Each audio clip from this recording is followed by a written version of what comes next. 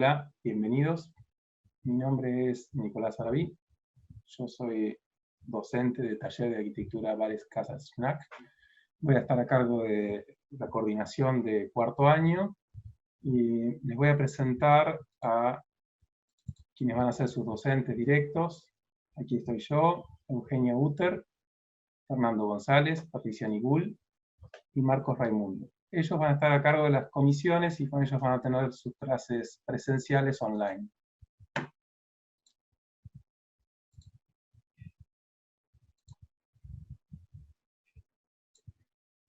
Bueno, para orientar y para llevar a cabo el esquicio de estructuras, les voy a dar una pequeña charla que va a estar dividida en 3 bloques. Uno, vamos a hacer una reflexión sobre la flexión.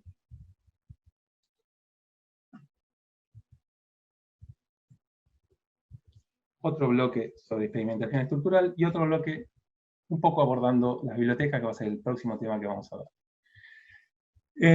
Para edificios de esta escala, vamos a tener que volver a pensar aquellos conocimientos que ya tenemos adquiridos a través de todos hemos cursado estructuras, y vamos a tener que reflexionar sobre el esfuerzo que rige a todos los entramados horizontales de losas y vigas, que es la flexión. La flexión es la que nos permite poder tener un mejor apilamiento, o sea, tener edificios cuyo volumen útil se acerque bastante al volumen final del edificio, y para eso necesitamos elementos que trabajen de manera horizontal para luego descargar en el edificio. Y ese requerimiento obliga a elementos que trabajen a la flexión estructural. Una distinción inicial básica es los elementos a la flexión, pues, repensémoslo, pueden ser unidireccionales o bidireccionales. Esta distinción, que además de tener que ver con la distribución de la carga, condiciona mucho al edificio final, porque observemos cómo los edificios quedan condicionados por esa matriz, que en algún modo, si fuera unidireccional, prioriza uno de los ejes, o en la bidireccional trabaja en X y en Y de la misma manera, o sea, equilibra las plantas. Esa pequeña distinción nos va a orientar en la conformación del espacio. Las tipologías estructurales que corresponden a los comportamientos unidireccionales, cuando uno intenta optimizar el comportamiento estructural de los entramados, empieza a aumentar el Z, que es la distancia entre la capa de compresión y la capa de tracción, tendiendo a generar nervios separados nervios de acero separados de la capa de compresión, en el caso de ser hormigón armado. Esa tipología, que un poco se aproxima a perfil doble T, pero en realidad con una de sus alas más anchas, porque es la que es el entramado sobre el que uno se apoya, termina dando, digamos, las losas alivianadas, o las losetas pretensadas, y finalmente las nosas nervuradas, o sea, con ejes de nervios en una sola dirección. Un sistema premoldeado de ello es el perfil pi, que es el último que tenemos dibujado en la imagen, que tiene nervios unidireccionales, y eso permite elementos constructivos separados, independientes entre sí, que nos van a permitir trasladarse, montarse. La otra tipología, la de la flexión bidireccional, la manera de alivianarla es lo que nosotros usualmente conocemos como casetonado, que es en realidad una losa nervurada bidireccional, o sea que tiene los nervios en 2 direcciones. Eso permite que los nervios alivianen la losa, no construir con tanto hormigón, y dispersar la carga en las 2 direcciones. El ideal sería una losa que tienda al cuadrado y que nos obliga a tener vigas de borde en sus 4 bordes, no como las vigas de una losa unidireccional que tiene vigas solo en 2 bordes. Un caso particular de la tipología bidireccional es el entramado, la losa sin viga, que tiene entre columnas fajas que trabajan como vigas planas, muy exigidas, y fajas centrales, o la parte central, que es la que vemos más deprimida aquí en la imagen, que está sobredimensionada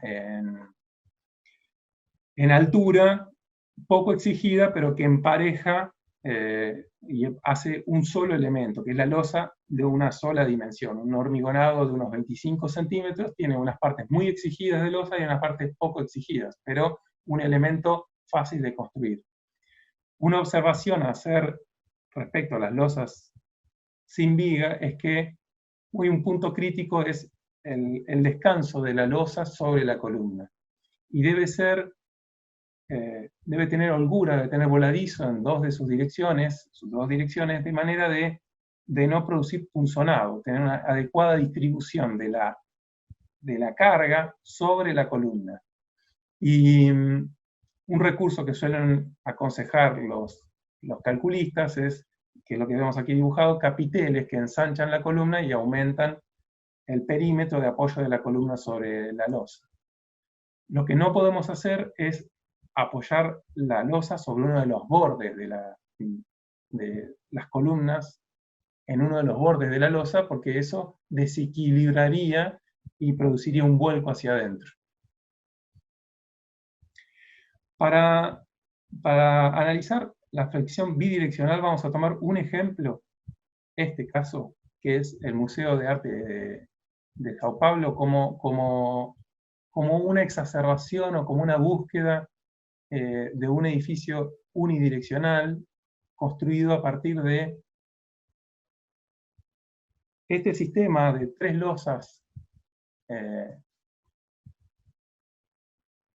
entrepisos suspendidos en el espacio a través de esta, si me siguen el cursor, a través de losas nervuradas que tienen los nervios de la superior, los nervios hacia arriba, la intermedia, los nervios hacia abajo, y la inferior colgada de los nervios de la losa intermedia. O sea que van a tener 3 espacios de carácter distinto en función de cómo están condicionados a través de la estructura. Observémoslo en el corte transversal.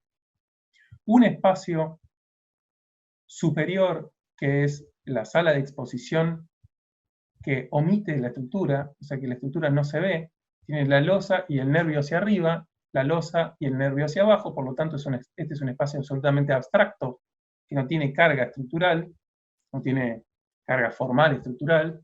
Un espacio intermedio que es un depósito que sí tiene la estructura hacia abajo y hacia arriba, y el espacio público por debajo que vuelve a no tener presencia de la estructura. Todos los nervios son colectados por estas grandes vigas huecas postezadas que diseñó Lina Bobardi, la arquitecta paulista, que cubren, sostienen, suspenden el edificio entre estos grandes pilares que están en las puntas. Aquí tenemos el edificio en obra. Normalmente les va a servir mucho compilar la información de las fotografías de obra, porque lo que uno hace al construir es seguir el proceso lógico de construir las fundaciones, las columnas, las losas, las vigas, las losas. Y el recorrido de cargas es exactamente el inverso. La losa apoya sobre la viga sobre la columna sobre las fundaciones. El proceso de obra es el recorrido inverso al recorrido de cargas, que es la base de todo cálculo. Entonces, cuando nosotros vemos las fotos de obra, vamos a entender la estructura. Principalmente uno arranca por construir la estructura, y ahí entendemos cómo es la lógica de cómo está apoyado. Este es el edificio, la estructura está mostrada desde lo urbano, se ve, está pintado de rojo, es una estructura presente, no oculta. Sin embargo, está oculta en la sala superior, en la sala de exposición. El cuadro este de los cuadros de Matisse están en contacto directo con la ciudad. Hay una línea de un plano de vidrio y directamente está la ciudad de Sao Paulo enfrente. O sea que esta sala es una sala muy urbana, en algún sentido. Es un concepto, una manera de mostrar arte de una manera muy distinta, principalmente a través de cómo está concebida la estructura. Para luego poder poner por debajo este espacio que está cedido a la ciudad. El otro ámbito que está acá, donde la estructura está omitida, es el espacio de planta baja. Y justamente es para ceder al uso público, a la expresión pública del arte de Sao Paulo. Fíjense este edificio que se suspendió y que solamente cubre como una sombra, y se ven aquellas dos columnas rojas bordeando lo que es el escenario. Aquí vamos a analizar para estructuras bidireccionales un edificio que dio Nico Bares en la charla inaugural. Este es el Carpenter Center de Le Corbusier. Cuando nosotros normalmente hablamos de estructura en el proyecto, lo que naturalmente sale o nos sale como reflejo inmediato es una grilla bidireccional de puntitos. Es una sobresimplificación. Eso vamos a tener que cuestionar ese reflejo de que hacer estructura es solamente poner una grilla. No es así. Pensemos qué es lo que estamos haciendo con la estructura. Lo que hace Corbu, que es trabajar con la grilla bidireccional, con estos pequeños puntitos que son las columnas que tienen en X menor medida que en Y. Esta grilla se desarrolla tanto en X como en Y, de manera abstracta, trama el espacio sin límites. Entonces los límites del edificio no están dados por los límites de la estructura. Los límites del edificio son parte de la propuesta, o la exploración del límite del edificio es parte de las libertades que la estructura le permite. La estructura es una grilla universal que se extiende de manera abstracta en todas las direcciones, tanto en X como en Y. Por eso le puede dar forma al edificio, y estas son el espacio interior o el espacio entre columnas. Ahí ven las 4 columnas que se ven en esta foto, están puestas donde la grilla manda, es la exploración del espacio de la grilla. Y fíjense que el envolvente es solamente cerramiento. Quien sostiene son las columnas esas cilíndricas finitas que sostienen el entrepiso sin viga. Y esta estructura es ilimitada en X, en Y y en Z también, porque él puede superponer losa sobre losa. Entonces, fíjense cómo está este edificio, se separa del cero y no requiere un apoyo de la masa del edificio sobre el piso. Un ejemplo donde se ve claro esta búsqueda es que el acceso se produce a la mitad de la grilla. Una rampa te lleva al centro de la gran grilla, y la grilla crece hacia arriba y hacia abajo. En este caso, ustedes pueden ver, además de la quinta fachada que postulaba el Corbu en la Bisagua, la sexta fachada, que es el edificio visto por debajo, recorrer la cara inferior del edificio. Entonces, donde hay una planta que avanza sobre la otra, suponiendo la segunda planta, requiere apoyo y reclama la aparición de una columna que de manera abstracta recorre hasta sostener ese punto, porque la grilla contiene inclusive las columnas que no están en ciertas plantas aparecen en las plantas superiores.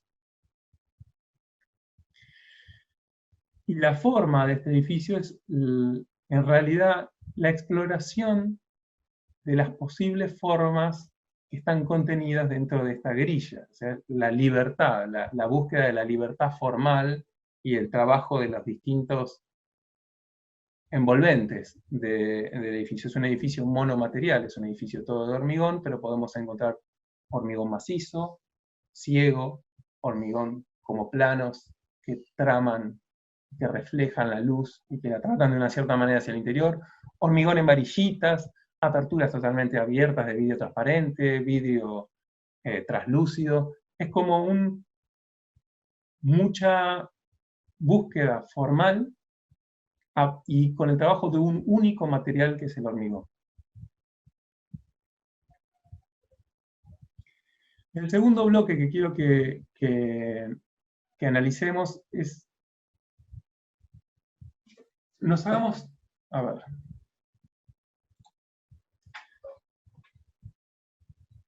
la pregunta es cómo incorporar a la estructura dentro de nuestras herramientas de exploración.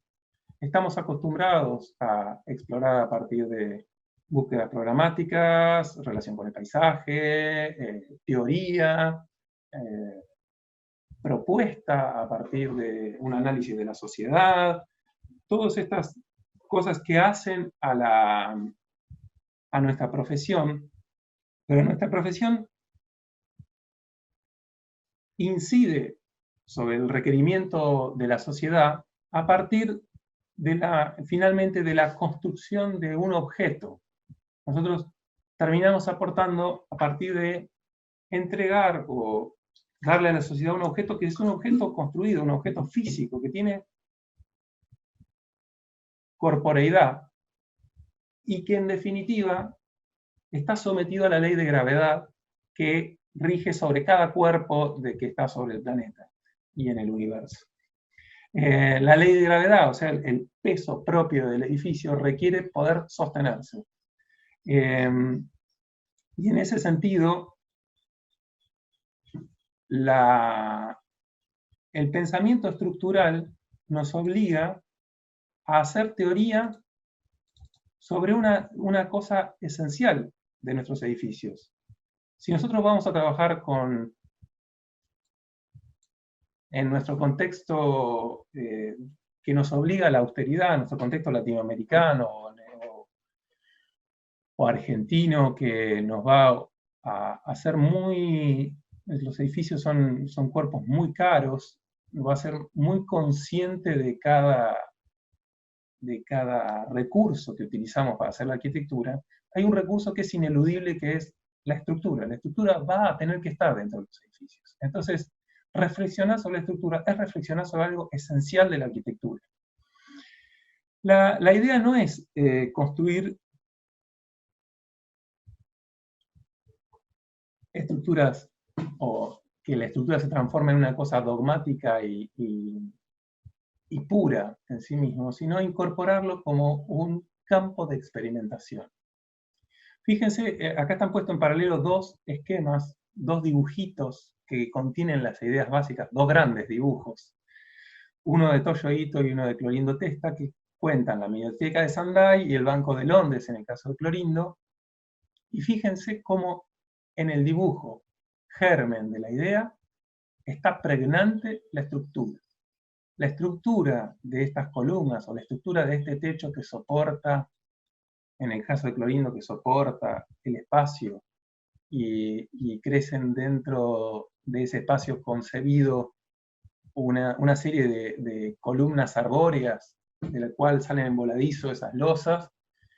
La concepción de cómo va a ser el edificio en su aspecto más importante, que es el espacial, está condicionado o parte de una noción estructural.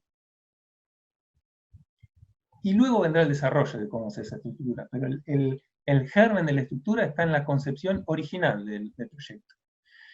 Y ahora vamos a hacer un recorrido rápido por una serie de obras que nos van a sacudir un poco o mostrar caminos de experimentación estructural.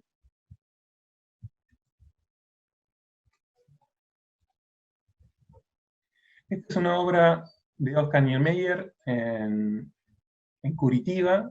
Era originalmente una escuela, después se refuncionalizó como un museo, y es este gran edificio suspendido, este prisma suspendido en el espacio, este prisma blanco, monomaterial, de hormigón, que llega a tener 240 metros de largo, suspendido en una serie de columnas, de pilares de apoyo, que le permite voladizos en sus extremos, dado que la cara del prisma es viga completamente. Toda la cara esa maciza es una gran viga.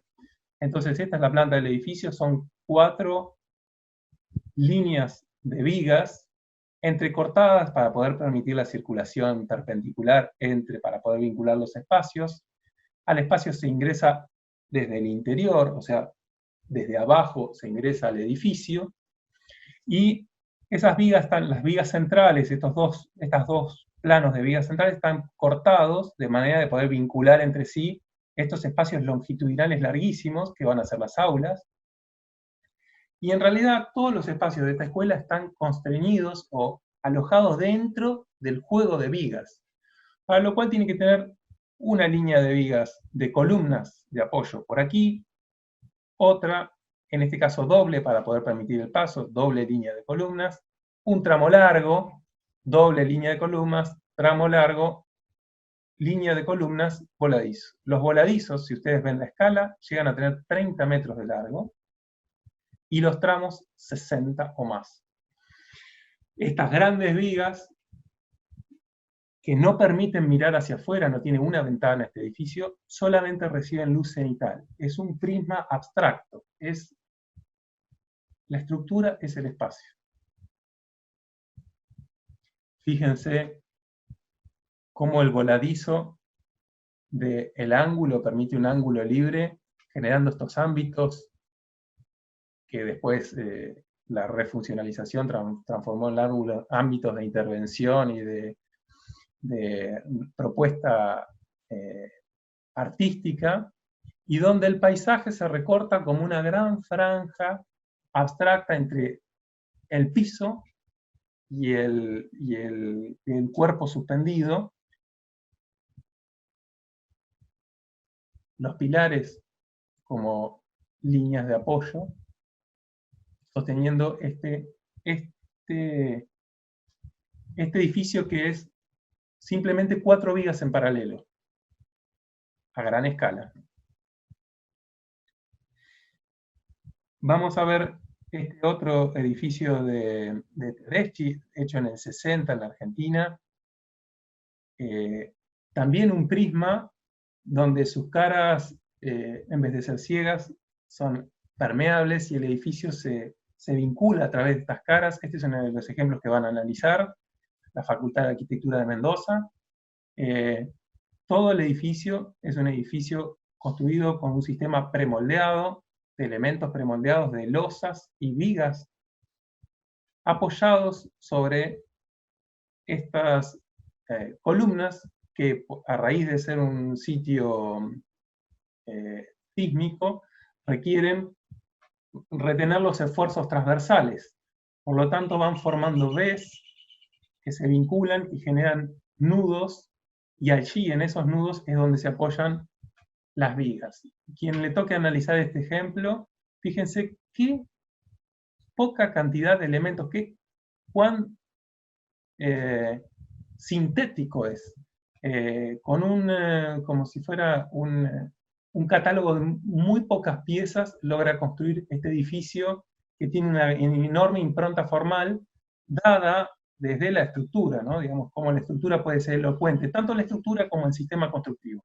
Lo que van a ver es que normalmente los sistemas premoldeados o preelaborados son más fáciles de construir con estructuras unidireccionales, porque eso nos permite ponerlas en el camión, trasladarlas, montarlas, unidireccionales y no bidireccionales. En este caso son 2 caras que tienen esta impronta formal. Quiero que analicemos este ejemplo, o que veamos este ejemplo del Kunsthal de Rem Koolhaas, que siendo un cuadrado, una planta cuadrada que explora espacialmente a través de esta rampa la vinculación vertical del edificio y la vinculación de todas las partes del programa, El programa está compuesto por distintas partes diferentes, cruzadas por esta rampa en diagonal o por este tajo que va vinculando el espacio y que inclusive nos permite ver el exterior, pero es como si fuera un patchwork de distintas estructuras. La juxtaposición de 4 lógicas al menos estructurales, independientes, y hay una búsqueda de expresividad, de que cada lógica estructural se exprese tal cual es. Entonces hay grandes vigas en la sala mayor, un sistema de columnas y losas, columnas inclinadas, cuadradas, siguiendo en la inclinación del auditorio, columnas redondas para sostener la rampa. Veíamos en la imagen anterior donde quiere omitir un apoyo, aparece una viga y la viga se muestra. Y en definitiva es una exploración espacial a partir de la expresividad de la estructura, pero un tensionamiento de la estructura. No es una obediencia a una estructura, la estructura no me condiciona. La estructura está y se muestra, y en algún lugar hasta podemos encontrar distintas lógicas estructurales, una al lado de la otra, y mostradas tal cual son. Esta es una búsqueda que Koolhaas va a hacer de manera recurrente, que es experimentar con la estructura y no quedar condicionado con la estructura. Donde tiene que aparecer el apoyo, aparece. Este edificio de Grafton Architects, que acaban de ganar, estas 2 mujeres que acaban de ganar el premio Pritzker de este año, es un edificio muy interesante, construido, como ustedes ven, completamente en hormigón, y un hormigón concebido, digamos, lo podemos ver en la foto desde abajo, de losas con nervios, es una losa nervurada, mostrada tal cual es, todos sus nervios, que apoyan sobre vigas y las vigas sobre columnas. Ninguno de los elementos desaparece o está forzado por el espacio. El espacio transcurre a través del espacio estructural. La viga transversal, la gran viga, no obstaculiza el espacio. Y ustedes van a ver en la búsqueda del germen de esta idea de ir escalonando hacia adelante y hacia atrás, cómo existe la matriz estructural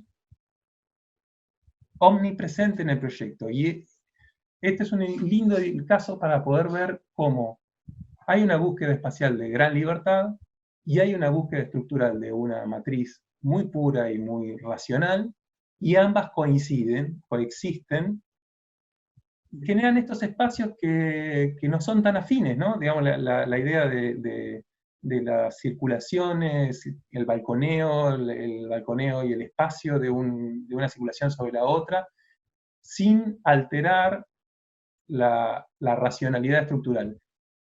Les doy el consejo de no intentar comprender la totalidad de la estructura, sino el germen básico, la matriz que genera el proyecto. Y en el caso de no tener todas las herramientas para poder hacerlo, suponerlas. Este es un acuerdo que vamos a tener entre nosotros, que es, ustedes tienen que suponer una estructura posible. Seguramente va a estar muy cercana a la estructura real que el proyecto tiene. Pero con tener una estructura posible, van a tener las herramientas suficientes como para poder hacer el análisis de cómo es o cómo podría ser este edificio. Este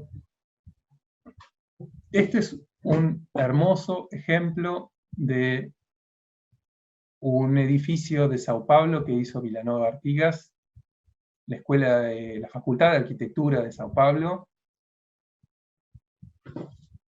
generó una escuela de arquitectura, una línea, la Escuela de San Pablo, que trabaja, como ustedes veían, se engancha con aquel ejemplo que vimos originalmente de esa escuela de Niemeyer, donde tenemos estos planos ciegos de borde, son estructura son grandes vigas que apoyan sobre esos pilares o columnas y una trama bidireccional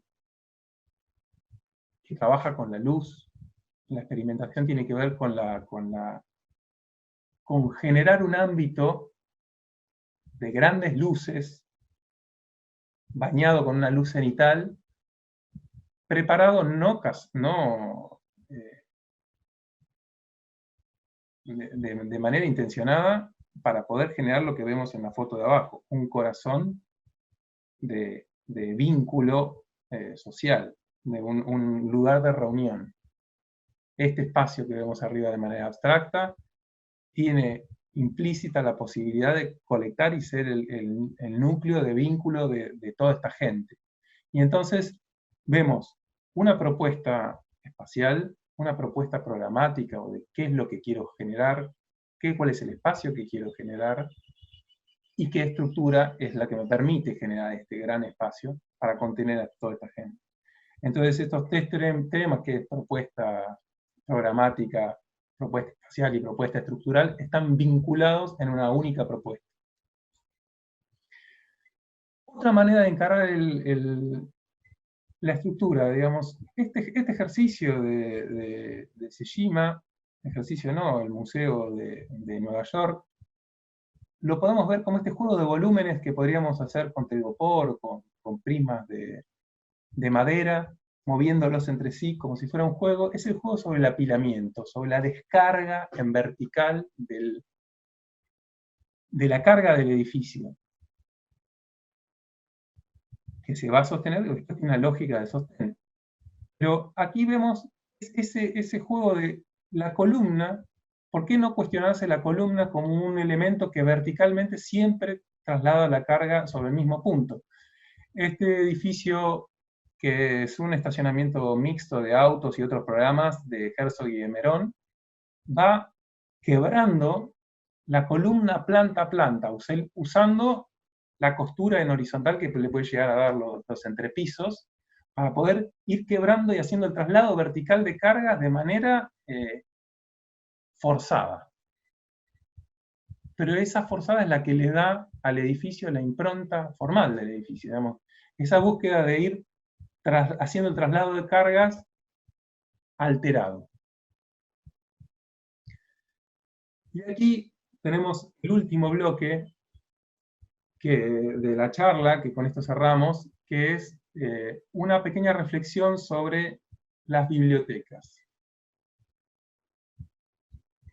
O un análisis de algunos casos en relación con la estructura. El libro en sí es, y en estos casos que vamos a ver, o en el caso de Kant, masa. Toda esta banda central, este edificio son 3 aros, de afuera hacia adentro, una franja de lectura, bañada por la luz exterior, una franja intermedia, esa faja de depósito de libros que están en esas bibliotecas de madera, custodiados de la luz, respetados, y un corazón central que tiene que ver con el hall, la relación pública, la idea de que esto es un edificio público y hay vínculo entre las personas. Entonces, tiene un corazón de vínculo social, la masa de los libros y las áreas exteriores. Las bibliotecas, el libro, además de ser la biblioteca un lugar bastante estanco, o sea, que no tiene dinámica de movimiento, es pesado, el libro es pesado. Y cuando nosotros trabajemos con bibliotecas vamos a trabajar con estas masas, además de los ámbitos de vínculo. Está la lectura del libro, el guardado del libro y la interacción entre las personas. En este caso, la biblioteca de Kant es como súper didáctica en ese sentido. Fíjense cómo este edificio tiene una expresividad estructural hacia afuera de una piel de ladrillo, un corazón que tiene que ver con el hormigón y este calado, y la capa intermedia está conformada por el libro y la madera. Ustedes ven los estantes de libros y la madera que le da esa calidez. Estos son los ámbitos de lectura, y siempre hay, fíjense cómo va a haber en el corte un trabajo de la estructura y la luz. ¿Cómo incide la luz entre esos espacios, entre columnas, para poder facilitar los ámbitos de lectura? ¿Cómo están resguardados los libros de la incidencia nociva de la luz? ¿Y cómo vuelve a ser una luz cenital del espacio central, que va a ser el espacio de consulta y del hall central del edificio? La propuesta de Clorindo Testa es muy radical en ese sentido también. Entierra los libros, la masa de libros, y sobreeleva las salas de lectura. Entonces, el vínculo de uno con el libro, cuando uno levanta la vista, tiene el paisaje de la ciudad, y la sala de lectura es quien mira la ciudad. Y entre estas dos masas, la masa enterrada del peso del libro por debajo, y uno pasa al parque, pasa a la ciudad de manera libre. ¿Qué es lo que vemos en esta foto? Si ustedes ven las plantas sucesivas, van a ver plantas completamente distintas. La planta enterrada, la planta intermedia de la ciudad, la planta libre, que nuevamente tiene esta sexta fachada que planteaba Le Corbusier, de poder ver el edificio por debajo también, y un edificio que se suspende en el espacio y tiene las salas de lectura elevadas. En alguna medida, la biblioteca de Guangzhou, que contaba el otro día Flor, tiene este juego de trabajar con la masa del libro. El libro, en este caso invertido, el libro elevado y suspendido en el espacio como masa, y un edificio absolutamente etéreo del parque transitando o pasando por debajo de la masa del edificio. Fíjense cómo la propuesta estructural y la propuesta de concepción de dónde está el libro están vinculadas intrínsecamente. La propuesta es qué hago con ese volumen de depósito. Aquí tenemos la biblioteca de Culhas, una biblioteca grande que hay en Seattle. Estos son los volúmenes, la maqueta de propuesta estructural de cómo manejar y manipular los volúmenes de almacenamiento. En este caso también hay otros programas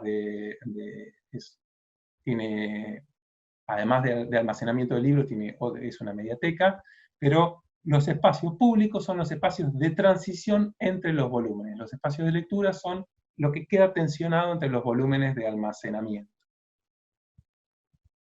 Y esos volúmenes tienen una forma libre entre los ámbitos generados por esos cuerpos movidos.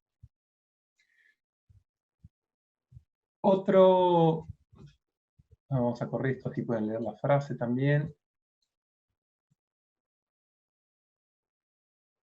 Un ejemplo muy, muy interesante para analizar es la propuesta de Perrault para la Biblioteca Nacional de Francia, que a la inversa de lo que hace Clorindo y lo que después Clorindo le criticaba a Perrault, eleva los libros y hace una cuestión icónica del libro, el almacenamiento del libro como estos edificios, y enterrado a las salas de lectura, en un ámbito absolutamente interiorizado, que es ese gran patio central, que es el ámbito de acogimiento, de reclusión. Hay como un bosque, entonces el edificio, la biblioteca, se aísla del entorno, en un entorno de un París un tanto suburbano, complejo visualmente. El Sena está ahí nomás, y cuando uno ingresa a esa sala hay como una paz, primero por ese recorrido adentro de ese patio, y luego en las salas interiores. Fíjense cómo esencialmente el corte está manipulando la masa que generan los libros. Y esa es la gran propuesta de Perrault, ¿no? Y de estas 4 o 5 bibliotecas que estuvimos viendo. El libro como masa y el libro y las salas de lectura como ámbitos fluidos. Un poco para cuestionar esta concepción, vamos a analizar por último esta que no casualmente es una mediateca, o sea que tiene, además de libros, otros lenguajes distintos o otros medios distintos, pero en definitiva, lo que hace Toyo Ito es una estructura de entrepisos sin viga, serían unas losas sin viga, pero en este caso son metálicas, y la columna de que originalmente vimos en el primer ejemplo que vimos del Corbu, la columna aquí está traccionada, transfigurada, manipulada, de manera de ser, la columna es espacio. La columna son esos especies de canastos que van recorriendo en vertical, que nos permiten todos los vínculos verticales, todos los vacíos, los movimientos verticales de personas, de fluidos, de luz, se dan a través de esos cilindros. O sea que la estructura, en vez de ser masa, es vacía. Esos canastos le permiten soportar los movimientos horizontales de una zona muy sísmica como es Sendai, Japón, y a su vez libera la planta y las fachadas y las plantas completas de toda intervención. No hay puntos fijos más que esos canastos. No hay ascensores, no hay sanitarios, no hay nada. Los canastos estos dejan un continuo que es el que se vincula con el exterior. Y en ese continuo vamos a encontrar las bibliotecas dispersas, los movimientos de la gente, los lugares de encuentro, los lugares de relación, ámbitos fluidos, y fíjense como en este caso el concepto de la distribución del guardado y de la lectura es distinto que en los otros casos que vimos en el extremo del caso de Kant. Los invito a ver el diseño de planta donde ustedes puedan distinguir qué es estructura de qué es equipamiento, porque este equipamiento está diseñado planta a planta para expresar las libertades espaciales que permite esta estructura, la fluidez dentro del espacio. Es un ejemplo interesante para la construcción de la planta libre, del equipamiento, de entender que una cosa es el equipamiento, volver a reflexionar, porque ya lo sabemos desde el primer año, una cosa es el equipamiento y otra es la estructura. Cómo equipar y cómo pensar lo fijo y lo móvil dentro de la arquitectura. Bueno, quería cerrar la charla con este dibujo sobre un pizarrón que hace Toyo Ito, donde cuenta la biblioteca, la mediateca en realidad, cómo serían esas columnas si fueran verticales, que no soportan el movimiento horizontal, que las deforma para poder, digamos, con una gran racionalidad para poder soportar los sismos, pero a su vez para generar la riqueza espacial y la síntesis que esta biblioteca tiene. Nuevamente, volver a poner, digamos, todo el pensamiento de cómo el traslado de cargas y de concepción del edificio espacial es, en todos estos casos, tiene una gran impronta desde la estructura. Lo que le vamos a pedir a ustedes es que se apropien de estos recursos, los analicen, los busquen, no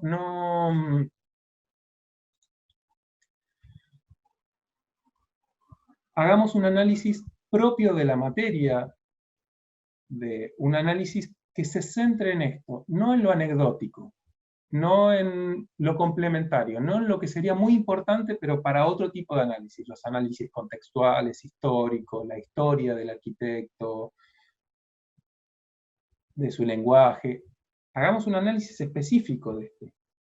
Y produzcan información que sea propia de ustedes. Todo aquello que yo pueda encontrar por las redes, que sea googleable, dejémoselo a Google. Hagamos una lectura del edificio. Si está errada, está bien. Lo importante es que nosotros entremos en el ejercicio de analizar, proponer, tensionar, trabajar, experimentar la estructura, ser conscientes de que nuestro soporte o aquello que es la herramienta más esencial y austera de la arquitectura, esto de construir y que da germen a las tecnologías, sea materia de nuestra reflexión. Esa es la intención de este ejercicio. Nos estaría poniendo, una vez que nosotros abordemos los ejemplos dados, es como si fuéramos partícipes del estudio y tenemos las mismas herramientas con las que contaron los proyectistas. Y luego alteraremos algo o haremos una reflexión o una traslación o con el mismo grado de libertad como si fuéramos Toyo Ito o Kant o quien fuera del que hemos analizado. Les propongo este ejercicio y que lo vayamos comentando clase a clase en lo siguiente.